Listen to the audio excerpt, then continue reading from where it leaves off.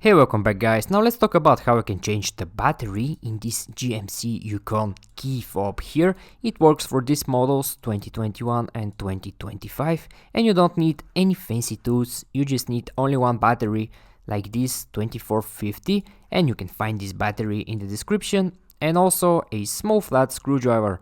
And now when you're ready, let's begin with the tutorial. The first thing you need to do is right here on this side you see this small button.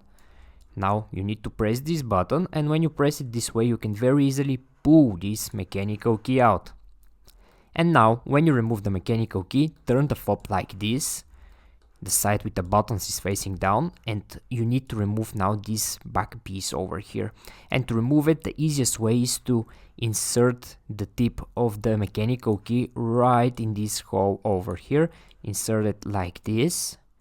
And when you insert it, now just twist it a little bit, push up, and this way you can very easily remove this back piece over here. Alright, and now when you remove this back piece, right after that here, you will see your old dead battery. Now to remove the battery, again it's very easy, just take the tip of the mechanical key again, or the tip of the flat screwdriver, insert it here, and just push the battery outside. And now when you remove the battery, here in the same place, just insert your new battery, and also make sure it's with the positive side facing up. So this step here is very important.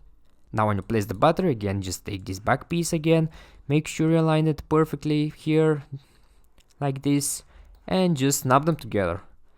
Alright, and when you snap them together, take this mechanical key again, and put it back inside the fob, just like in the beginning, and right after that your key will be ready.